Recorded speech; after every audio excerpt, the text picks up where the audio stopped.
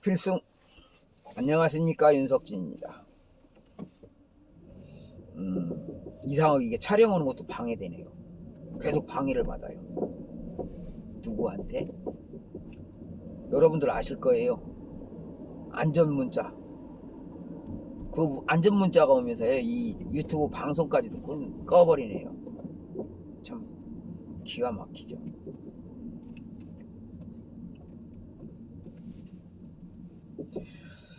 오늘 얘기는요, 그런 걸로 할 거예요.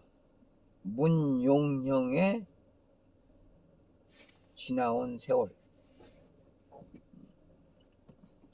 우리는요, 대한민국에 살고 있고, 대한민국은 민주주의 국가다 보니까 누구나 대통령이 될 수 있죠. 그러다 보니까 문재인의 부모에 대한 검증이 제대로 안 된 상태에서 문재인을 대통령으로 만들었죠. 누가? 사기당한 사람들이. 근데 지금 그 실체가 다 드러났잖아요. 문재인의 과거, 문재인 아버지의 과거.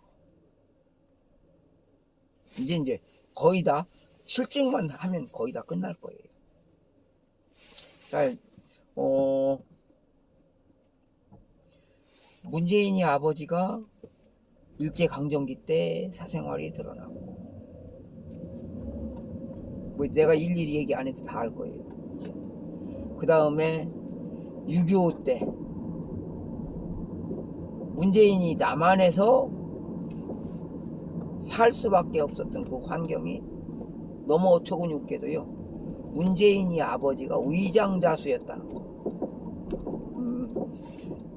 원래 그냥 자수를 했다면요, 그렇게 안 했을 거예요. 북한군에 모든 정보를 다 공개해 줬을 거예요. 근데 조금 우리 상식으로 납득이 안 가게 돼 있죠. 그건 무슨 소리냐면, 문재인이 아버지는 자수를 한 게 아니고 위장 자수를 했다, 이렇게 봐야 돼요. 응?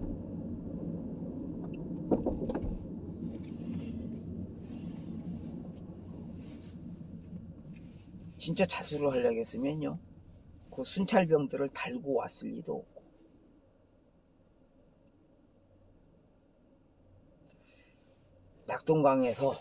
낙동강 전투할 당시 북한군에 엄청난 정보를 갖다 뿌림으로 해서 우리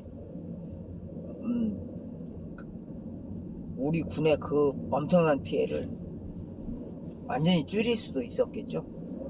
근데 그렇게 안 됐어요. 왜? 정보를 제대로 갖다 주지 않았거든. 거기다가 거제도 포로 수용소에서 폭동이 일어났거든. 문재인이 아버지가 포로로 있는 동안에. 이제는 그런 거에 대해서 증언할 사람이 필요해요. 만약에 문재인이 아버지가 진짜로 자수를 했다면 그곳에서 폭동이 일어나기 전에 사전에 모든 것이 진압됐을 거고요. 북한군이 우리나라를 공격할 때도 모든 상황이 뒤바뀌었겠죠.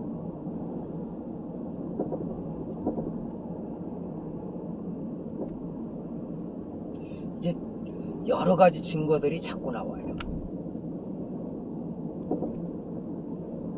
이제는 거제도 포로 수용소에서의 폭동에 대한 게 증언이 나와야 될 것이고, 그 다음에 전쟁 이후에 빨치산들, 여러분들이 우리가 알고 있는 빨치산은요, 지리산을 주 무대로 하고 있었고, 경상도와 전라도 양쪽으로 민간인들에게 어마어마하게 피해를 줬던 그들. 거기에 왜 하필이면 김영삼의 아버지가 사천에서 빨치산 노릇을 했으며, 김영삼의 어머니가 빨치산의 총탄에 맞고 죽어야 했고, 이런 것도 다 밝혀져야 돼요.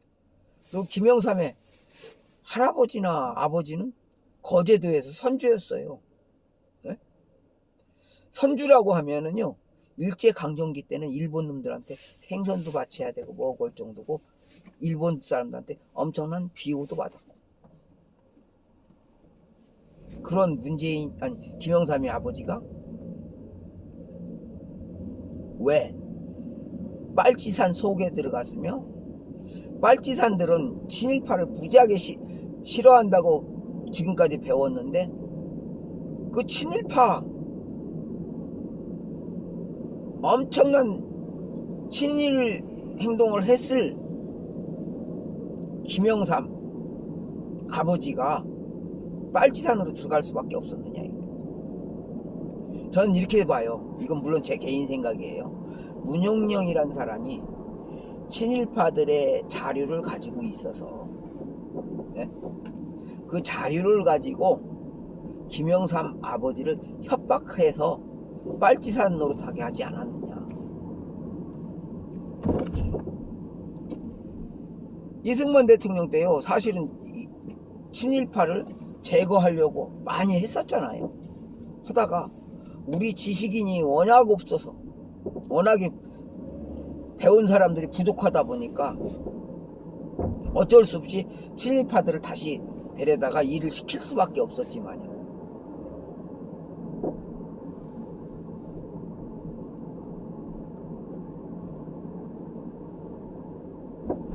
그러면 여기서 또 이제 하나 재밌는 일이 일어납니다. 문재인 아버지, 김영삼의 아버지, 김대중, 이 사람도요, 대부분이 다 지리산하고 얽혀 있단 말이에요. 거제도하고, 김영삼 아버지하고 문재인이 아버지는 거제도에 얽혀 있고, 김대중이는 김영삼의 아버지하고 문재인의 아버지하고 같이 저 지리산에 얽혀 있고, 노무현이도 지리산에 얽혀 있고. 참 희한하잖아. 이 사람들이 하나같이 다 빨치산 출신이라는 얘기밖에 안 되는 거야. 근데 대한민국은 자유민주주의 국가다 보니까 그런 것을 다 캐서 공표를 하지 않다 보니까, 사생활을 보장해 주다 보니까 그런 사람들이 이 나라의 최고 실권까지 올라갔어요. 왜? 알잖아요. 빨치산이나 저기 공산당원들은 하나로 똘똘 뭉치는 걸 굉장히 잘하잖아.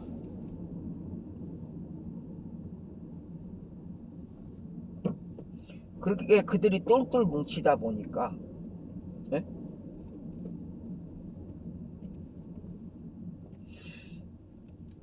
그럼 우리는요, 대한민국이라는 나라의 존재감을 가지고 나라를 위해서 싸워야 되는데, 이렇게 이적 행위를 한 사람들마저도 비호해 주다 보니까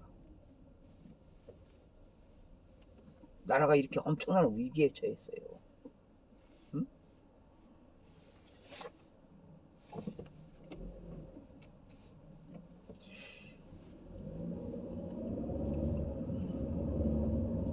저는요, 지금 여러분들에게 부탁드리고 싶은 건 그거예요. 거제 포로소용소의 폭동 사건에 대한 자세한 자료를 공개했으면 해요. 그러면 아마 거기에 문재인이 아버지와 북한에서 내려온 사람들의 모든 것이 다 나올 거고요. 자, 그 다음에요,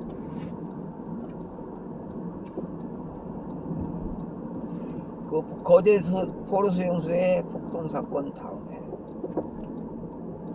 4.19 때 그 자료도 좀 한번 봤으면 싶어요. 왜 그러냐면,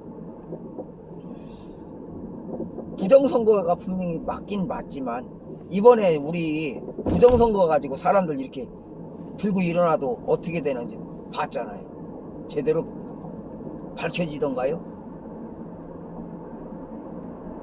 그러면 4.19 때는 어떻게 그렇게 엄청난 일이 일어날 수 있었느냐. 여기도 봐야 돼요. 물론 4.19예요. 부정선거 때문에 거기에 항의한 사람들 대우받아야 돼요. 그럼 지금 우리 4.15 부정선거에 대해서 이렇게 막 시끄럽게 굴고 있는 난리지기는 사람들도 4.19 때 그 부정선거에 항의했던 사람들하고 똑같이 대우받아야 돼요.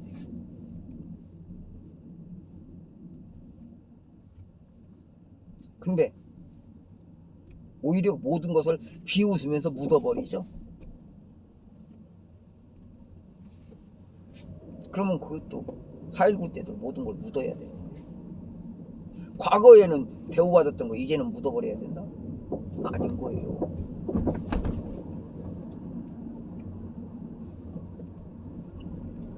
그리고 친일파 후손 정치인에 대한 거 이것도 마찬가지예요. 박정희 대통령을 저렇게 처벌하려고 그렇게 저걸라 했으면 그보다 훨씬 더 악질인 저 사람들은 완전히 난도질쳐야죠. 자, 그 다음에 5.18 요즘 명단 까하고 명단만 얘기하는데요. 5.18 당시에 모든 자료가 공개되어야 돼요. 우선요. 그 당시 군 자료, 뭐 전두환 대통령을 갖다 막 이상한 식으로 몰아가던데. 전두환 전 대통령에 대해서도 잘못된 건 심판을 해야 되겠죠.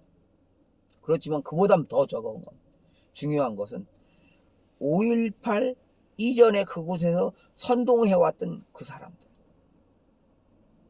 이 사람들에 대한 모든 자료도 까버려야 돼. 5.18 당시에 그곳에서 자기 지역을 위해서 희생한 그 젊은 학생들, 방위병들, 예비군들, 이 사람들은 진짜 보호돼야 되지만 거기에 거짓 선동을 해서 광주를 그렇게 이상하게 만들어갔던 그 사람들의 정체는 까발려야 돼요. 소위 말하는 대한민국의 운동권이라고 하는 저 주사파들, 그 속에 이 나라를 전복시키려고 했던 그 세력들 다 까발려져야 돼요.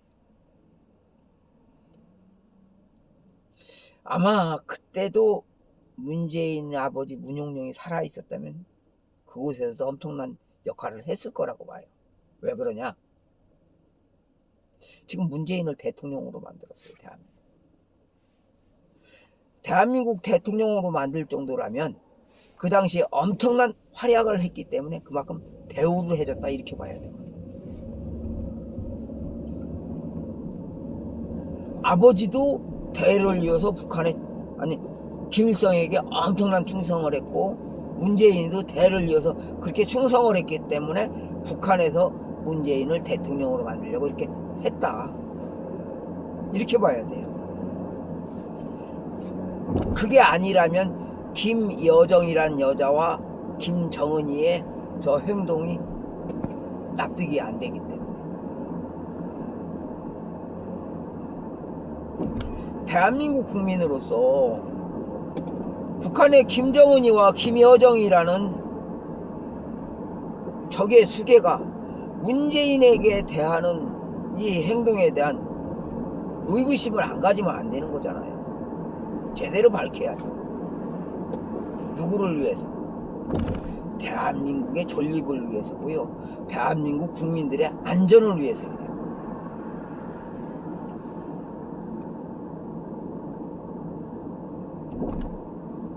근데 이런 걸 밝혀야 되는데 왜?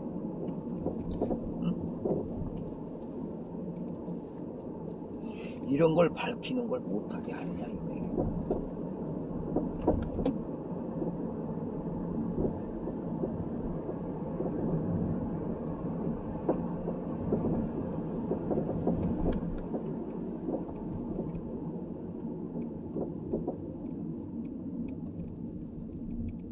요즘 이제 문재인 임기가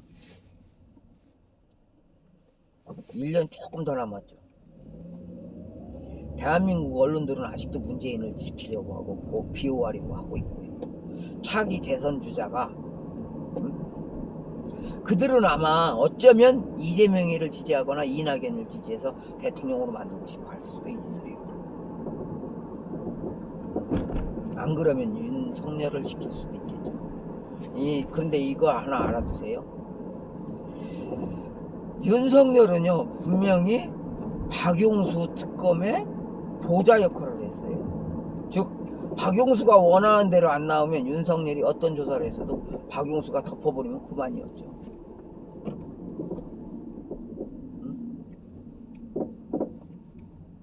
알아야 돼요.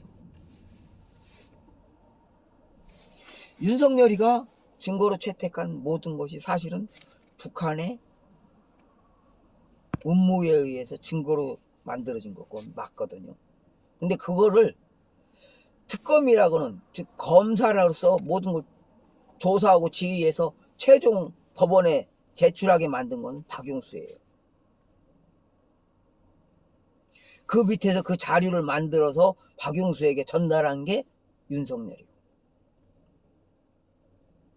윤석열이도 김정은이 따까리 넣어서 한 건 맞아요. 그지만 거기에 진짜 책임자로서 가장 큰 역할을 한 것은 박용수고, 모든 결정권자는 박용수였던 거고. 자, 그러면 우리는 이 지난 촛불을 이렇게 계산을 해야 돼요. 북계군 사령관 노릇을 한 것은 문재인이가 분명히 맞고, 그 선동을 하게끔 만드는 것은 더불어민주당에서 모든 걸 다 했죠. 근데 그 선동하고 조작한 것을 증거로 만들어서 법원에 제출한 것은 박용수고, 그 만들 때 그것을 수집해서 모은 것은 윤석열이에요. 윤석열이가 원하는 자료가 아니라도 밑에서 갖다 올리면 어쩔 수 없이 구분해서 갖다가 잘못된 거는 빼려고 했겠죠. 그렇지만 그게 안 됐겠죠. 어떻게 됐든 윤석열이도 부역자인 건 맞아요. 지금 검찰총장이니까 최고 대가리다, 천만의 말씀이에요. 그럼 지금 윤석열은요, 문재인이를 구속하는데 앞장서야 되는 게 맞는 거예요. 자기가 빨갱이가 아니다라고 하려면. 그리고요, 윤석열이 만약에 정치를 하게 된다고 하면요, 더불어민주당이나 국민의힘에 들어간다면 그 순간 그도 빨갱이였던 거 인정하는 거예요. 악질 빨갱이였다, 이렇게 되는 거예요. 개인적으로 나는 윤석열이에요. 저도 윤석진이에요. 종친입니다.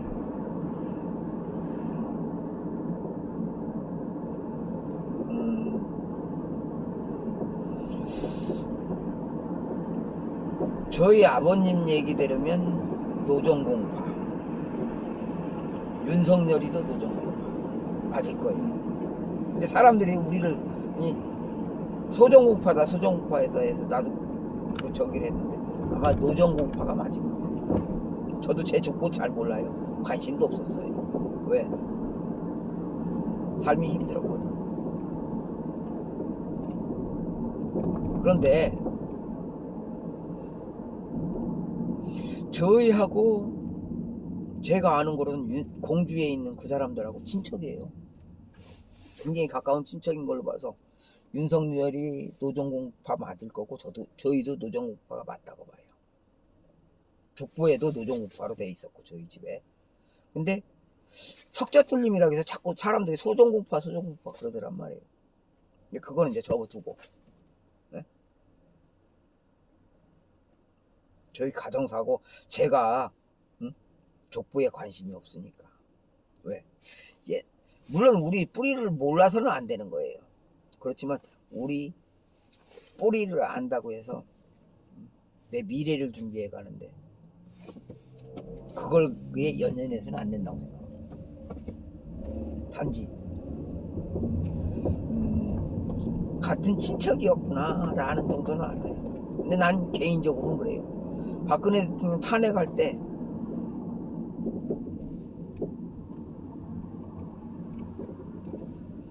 그 문재인이가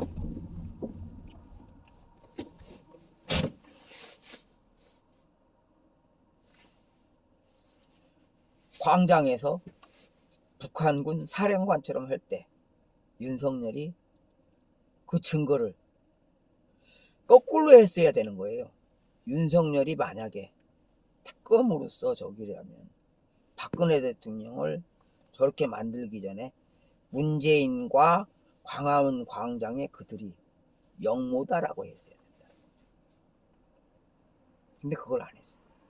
그래서 저는 지금까지도 윤석열이 잘못된 사람들 이렇게 종친인 거는 종친인 거고,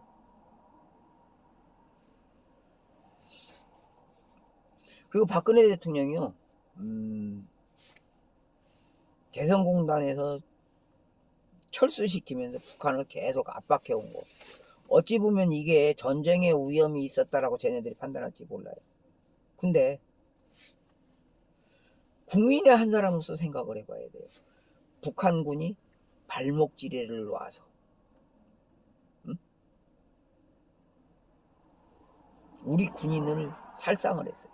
다치게 만들었어요.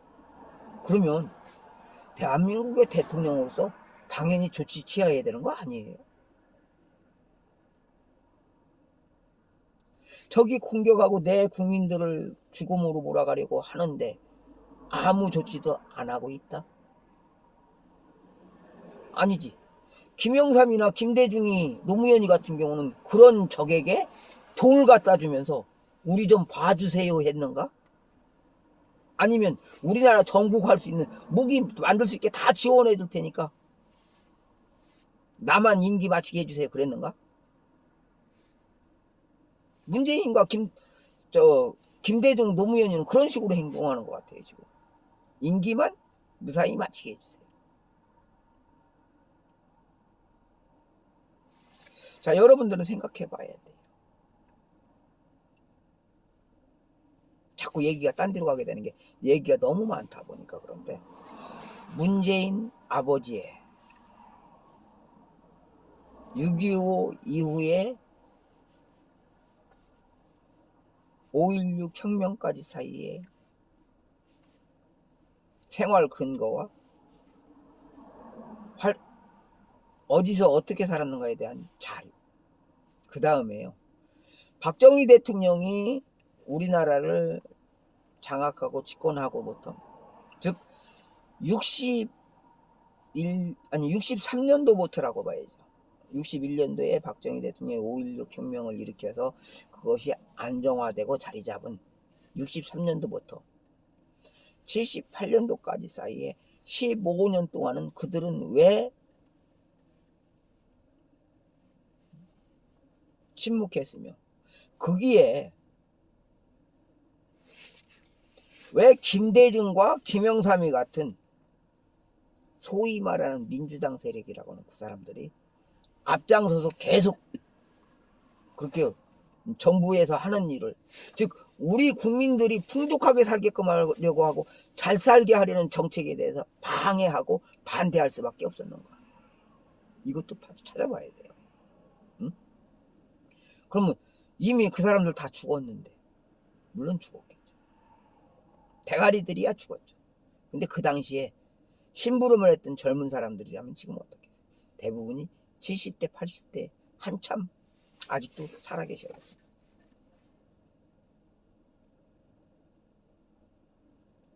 그러면 60대는 뭐를 하냐? 여러분들 5.18부터 6월 항쟁까지는 거의가 60대가 주역이에요. 60대에서 지금 70대까지죠. 이제 5.16부터 5.18까지 사이는 70대에서 80대가 주역이고,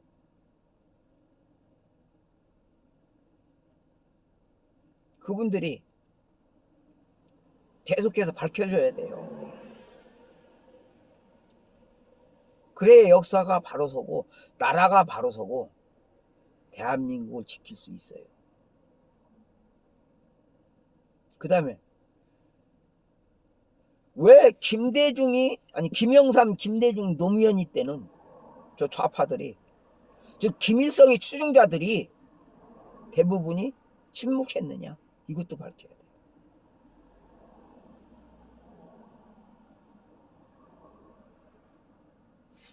분명히 이런 걸 다 찾아내야 돼요. 그러면 김영삼, 김대중, 노무현 때 주역은 몇 살이냐? 아마 저 또래보다 조금 밑에 사람들이거나 제 또래들일 거예요. 근데 저는 미리 말씀드릴게요. 저는 김영삼이 대통령이 당선되는 그걸 발표한 그 순간부터 태극기 다는 것조차도 싫어했습니다. 왜? 김영삼의 입에서 87년도 6월의 항쟁 때 그 아스팔트에서 체류탄 먹어가면서 정부에 항의했던, 군부 독재 타도하면서 외쳤던 그 사람들을 개 돼지라고 했던 사람. 김영삼이라는 사람. 왜? 실제 그들은요, 뭐가 잘못된 건지에 대해서 생각을 안 하고 있었어요. 우선 사람들이 광장에 나와서 정부에, 경찰에게 화염병 던지면서 싸운다고 하니까 재밌어서, 일부는 재밌어서였어요. 그때 넥타이 부대들이 그 싸움에 끼어들면서 뭐라고 하는지 알아요? 재미있다는 거예요. 87년도 6월에 항쟁 때. 그래서 그게 참가했대요. 나는 우리 집안을 몰락시킨 법조인들의 만행에 대한민국 이거 잘못됐다라고 해서 그 당시에 화염병을 들려고 했었어요. 그랬다가 아까 얘기했지만 김영삼의 그 한마디, 저것들 다 개 돼지요. 그런데 나 자신이 개 돼지가 돼서 아무 생각 없이 살 수는 없었어요.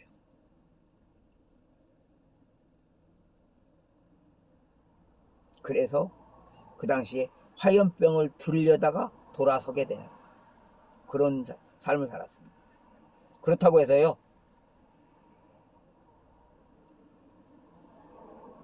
운동권에 안 들어갔다고 해서 정부에 충성했냐면 그것도 아니었어요. 대신에 제가 한 거는 서민들 속에서 서민들처럼 살았다.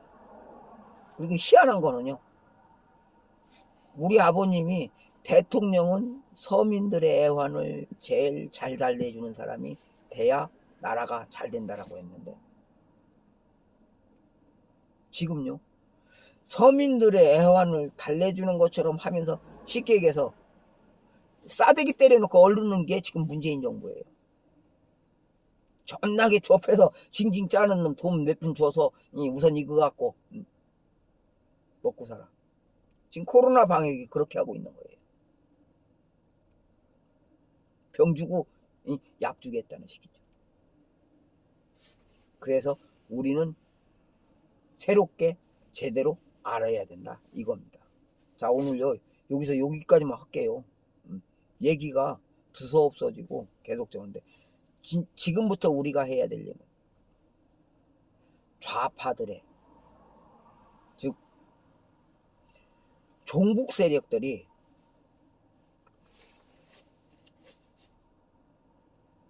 거제도 포로수용소에서 폭동부터 시작해서 4.19 때까지의 행위, 그 다음에 그걸 따로따로 나눠야 되는 거예요. 4.19부터 시작해서 5.16까지의 사이의 행동, 아니 5.16보다는요 새마을운동 시작하기 직전까지, 그때는 기간은 짧아요. 3년밖에 안 돼요. 그래도 내용이 엄청나게 많을 거예요.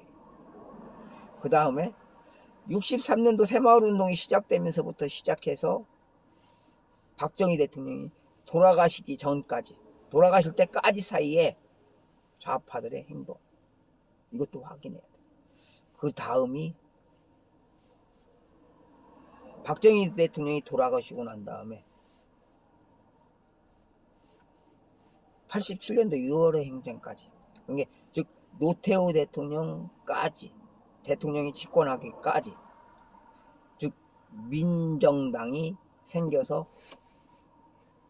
활동하게 될 때까지의 또 구분을 또 내줘야 돼요. 그다음에 민정당으로 인해서 우리나라 정치권이 어떻게 바뀌었느냐. 즉 김영삼부터 김대중 노무현으로 이어지는 동안 좌파들이 얼마나 많은 만행을 저질렀는가. 그리고 이명박이 대통령이 돼서 왜 자포자기해야 했는가. 박근혜 대통령은 혼자서 저렇게 싸우다 감옥에 가면서까지 왜 싸워야 했는가.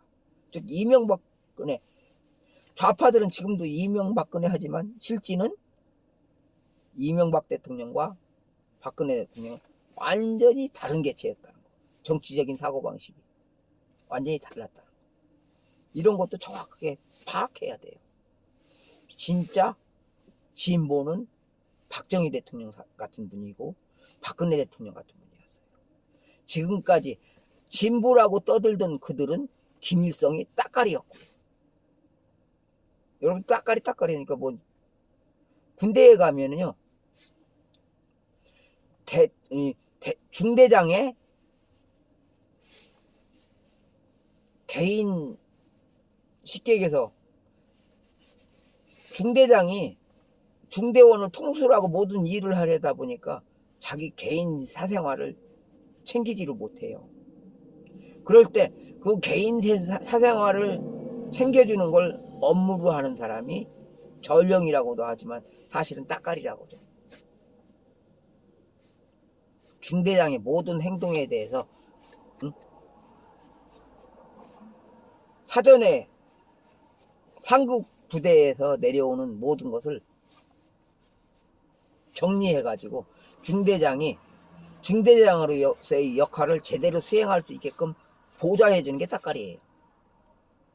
지금 북한의 김일성 정권이 지금까지 저렇게 잘 유지하도록 남한에서 그걸 보좌해준 게 저 주사파 세력이고 민주당 세력이란 말이에요. 그들이 바로 김일성의 따까리 노릇을 했고 지금 김정은이 따까리 노릇을 하고 있는 거예요. 북한 정권이 잘 유지하기려고 지금 이 난리를 만들고 있는 거예요. 근데 여러분들은 그 따까리들을 왜 비호하려고 해요? 바로 봐야죠. 감사합니다. 지금까지 미래비전의 윤석진이고요.